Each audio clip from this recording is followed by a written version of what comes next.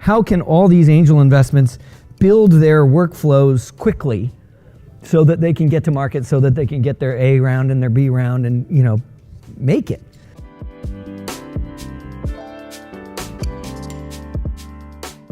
Welcome to StartUp Health Now, the podcast celebrating the entrepreneurs and innovators reimagining the future of health. I'm Logan Plaster. Our guest today really embodies that idea of reimagining health. Since the dawn of the digital health revolution, Jonathan Bush has been pushing and prodding and challenging the status quo. He did it first as the CEO and co-founder of athenahealth back in the late 90s, where he collaborated with Todd and Ed Park to build really one of the industry's first internet-based healthcare companies. For that work, Fortune magazine included Jonathan Bush in its list of 34 leaders who are changing healthcare. Now, Bush is back with an ambitious new startup called Zus, which uses a library of software tools to enable digital health companies to build their own unique experiences. Unity Stoakes sat down with him on stage at the StartUp Health Festival in March to hear about what he's building at Zus and where he sees health innovation growing next, and why he likens Zus to being the Waterboy for health innovation. Enjoy.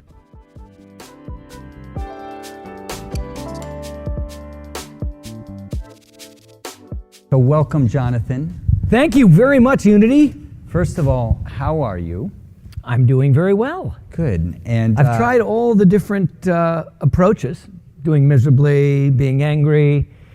I think doing well is like by far the best.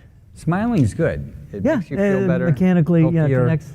I agree with that philosophy. One of the things we say at StartUp Health is mindset matters most. This from a man named Unity. There you go. There you go.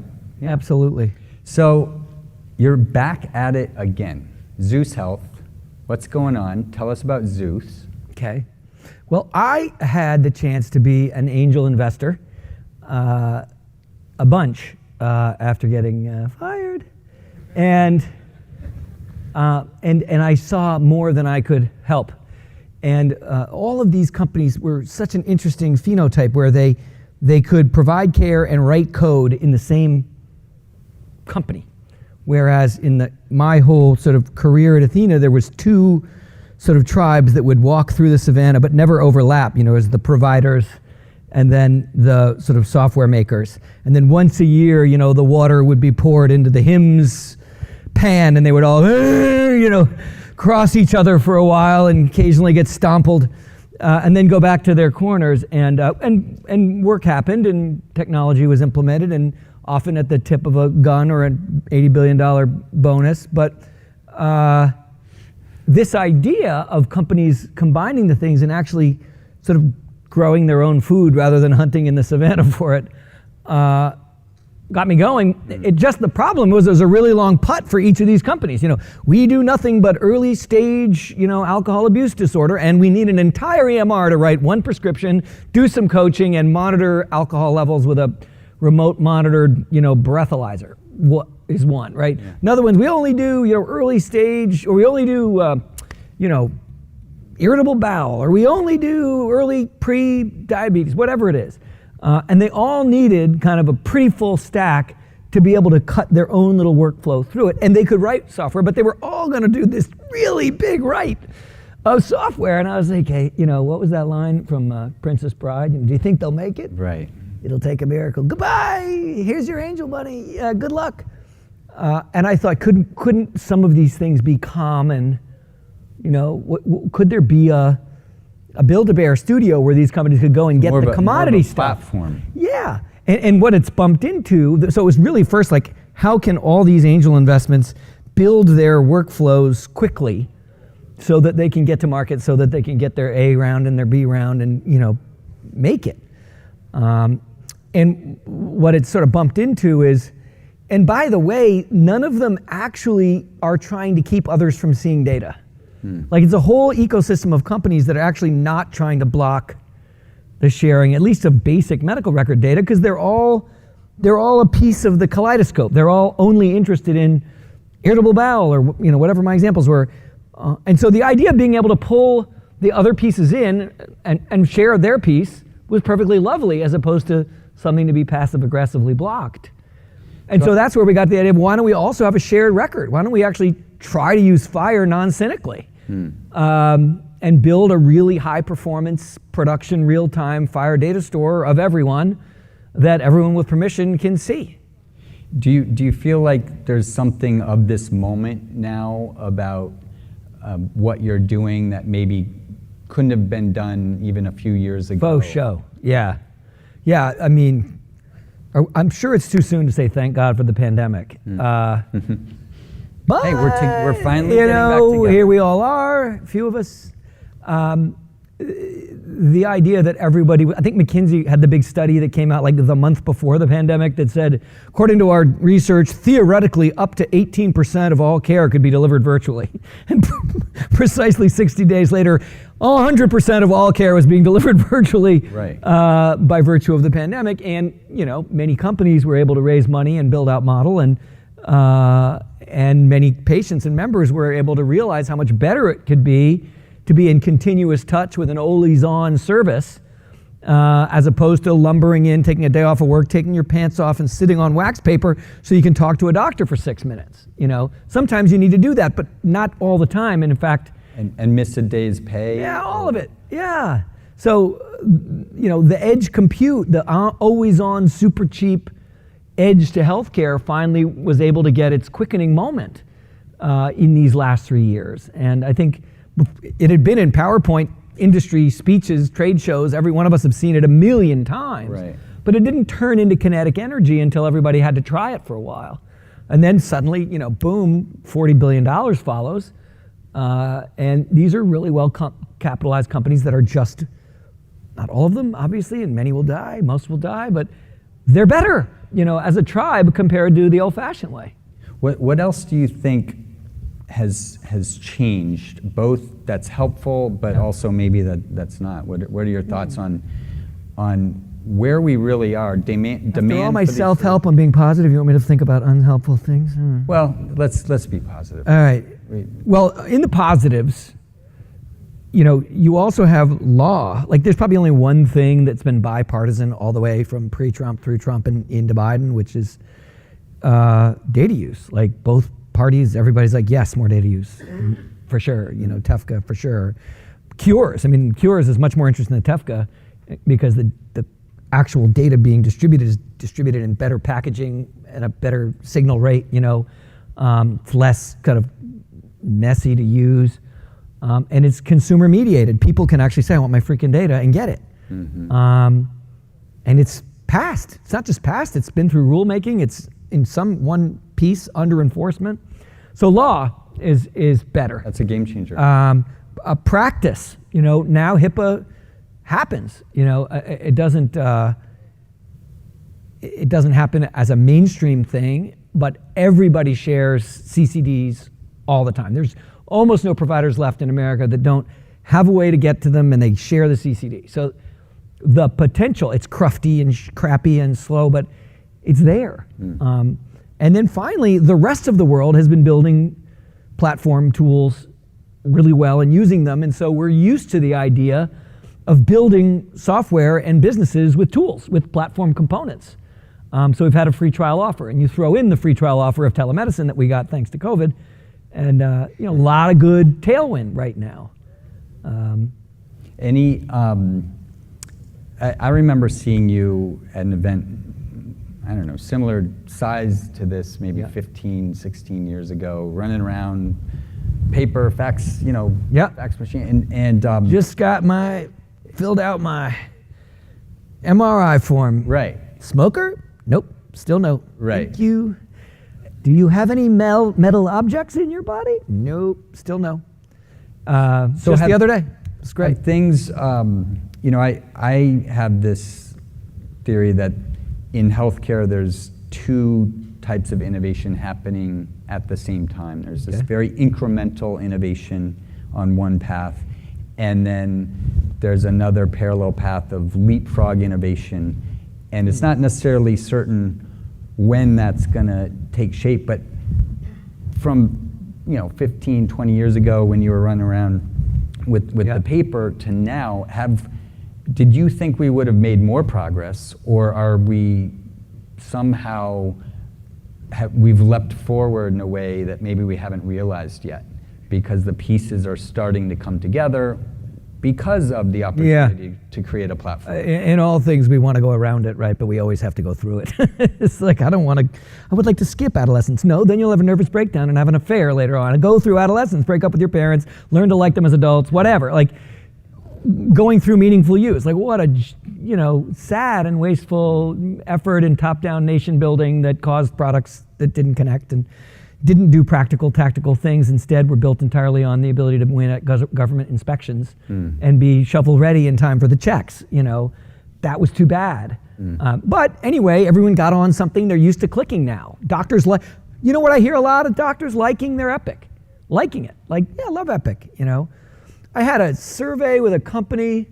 A bunch of doctors broke up with their health system. Kind of, there's a lot of doctors peeling off now. Of the big roll up is now sort of the big roll out, and these doctors are joining digital health companies or standing up their own more tech forward versions of themselves. And one of the surveys, the doctor in the little focus group, the senior citizen, older man, said, well, my biggest problem is I do not want to lose, what's the name for the Epic portal? Right. He loved the Epic portal. Yeah. That's a whole evolution from where we started that, I'm not sure I would have ever expected to hear. But do you think there's gonna be some leap Everybody forward? wants moonshots. I mean, honestly. You're busting on our moonshots? What's going on? I went nuts when Biden, we're gonna do cancer moonshot. No, you're not. No, it's now cancer, diabetes, and Alzheimer's. Triple moon, 3 moons, 1 shot. No, doofus. Not the president. People in a bar arguing. Incremental's good. Incremental good. Doesn't mean you have to go slow, right? When you set up that contrast with incremental and rapid, I was worried that the bad guys would be the incremental guys. And no, I feel like the good guys are the incremental guys, but you have to increment on some set of metric that isn't a top-down, government metric or corporate metric, but is indigenously valuable. Network effect, for example. Yeah. Are there 2 sides of the network? Are they using? Are they adopting? And then the product has a true north for evolution that is just more inspiring and more clearly directive of invention than something that is sort of political or bureaucratic in nature. Whenever you do a moonshot, you're accepting a massively bureaucratic, massively off base, and sometimes if it's to save democracy or to win a war or to, you don't mind being, to take on COVID. Like, think of the inefficiency at the COVID response, but hey, we responded. Right. Okay, inefficiency, no problemo. Like, we didn't lose 2 million people. So what a healthy ecosystem and what a healthy market, my biggest issue with healthcare, as you know, is that the demand curve doesn't work. When you lower your price, you don't gain market share. When you raise your price, you don't lose market share. And so everybody sort of stands there and is like, how about if we went up a little bit? I think what I think these companies hold out hope for me that we'll see more of is agile, product-centered development whose success is measured on results, on actual engagement in the network, actual joy by providers and patients. So there's 2 general audiences here. There's builders and startups and people building, and then there's CIOs and people trying to figure out how to integrate some of these innovations or technologies into their legacy platform or company. What thoughts or wisdom or ideas do you have for both of those groups on how they should be thinking about the incremental opportunities of the next couple of years? Yeah, this is the age-old question about disruptive innovation. What do you do? Try to put it in a box. And healthcare has been able to put disruptive innovation in a box because there's this government that has a huge amount of power and can be kind of convinced by elites who have a lot of access to, legislate in a way that blocks the little chirpies from nipping at too many heels.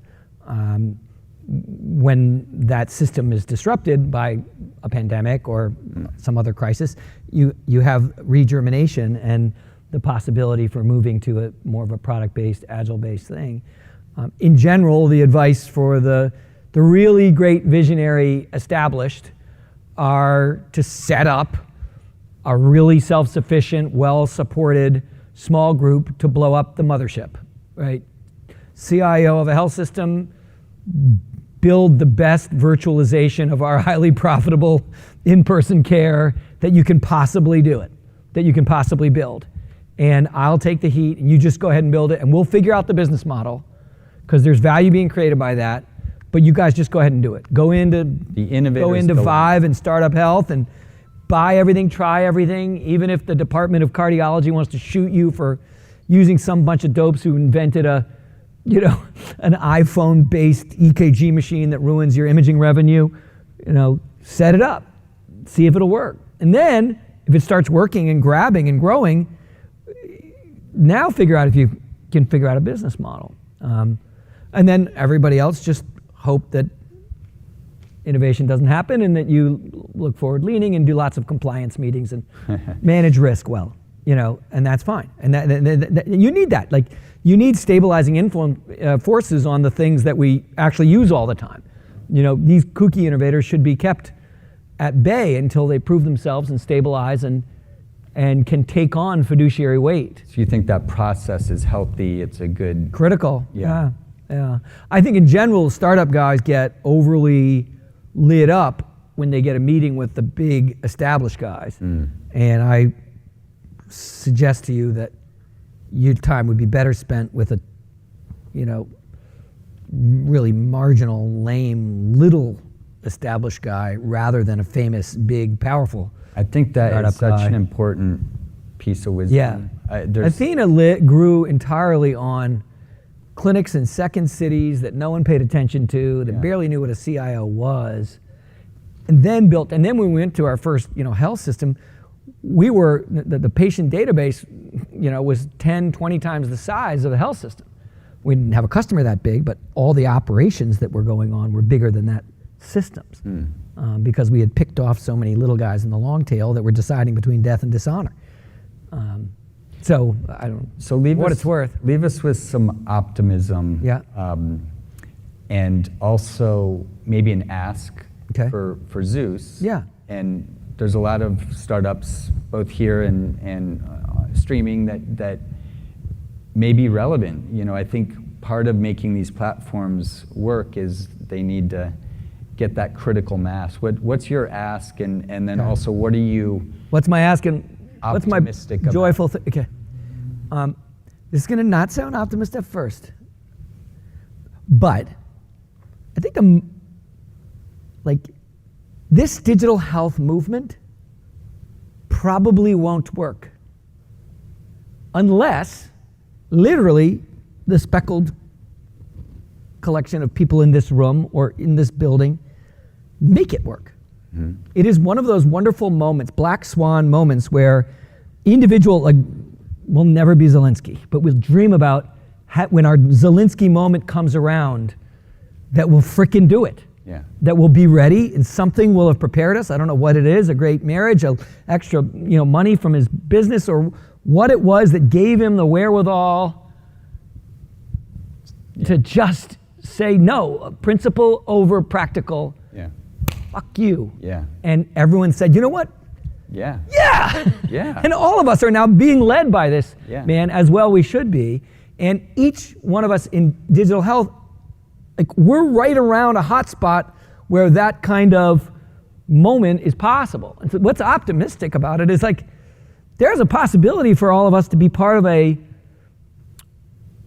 this magical part of the human experience where you create something that absolutely wouldn't have been there without your effort. Yeah. That gets used and loved and appreciated and criticized and made better by others for years to come. That is the greatest feeling in the world. A child, right? It's a little lump and then it hates you and then it goes on and it likes you, and it's just a fabulous thing, and we can do it at a social magnified level. And that is opportunity a reason for enormous optimism. And Zus my plug is let Zus be your water boy. We don't want to do digital health. We just want to carry the water and squirt it in really efficiently to your mouth. It's a database. It's a freaking, We do like the least interesting pieces. We do registration, patient arrival. Like, does anybody here send out a form stack questionnaire to new members that causes them to lose interest and drop off or answer the question? Or do you have a mid-level guide who calls and tries to get the question answered?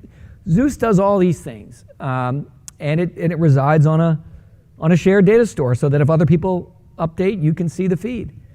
And I think that'll help. So I just want to thank you because you've come to, you've met with our entrepreneurs pretty much every year since the inception of StartUp Health, and it means a lot to have people like you support early stage innovators. I think we need to get all the ecosystem doing that. So I really appreciate that. Our entrepreneurs appreciate that. And thank you for being here. Well, you're proof positive of the reason for optimism. I went to the StartUp Health things because you were a startup. And I was like, this guy's starting up a startup for startups. Right. I gotta be there. That is true. And then it's not a startup anymore. I mean, it's an established, well-known name that people chitter-chatter about in their channels as a sign of accomplishment, as a credential. So thank you. Bravo for you, man. Appreciate that. Thank you guys for coming. Thank you so much. Thanks for listening to StartUp Health Now. StartUp Health invests in health transformers from around the world who are committed to achieving audacious health moonshots. If you want to learn how you can join this community of entrepreneurs, or if you want to connect with one of our 380 companies, go to startuphealth.com. If you'd like to learn how you can invest in our Health Moonshot Impact Fund in collaboration with AngelList, go to healthmoonshots.com. Thanks for listening to StartUp Health Now. We'll be back next week.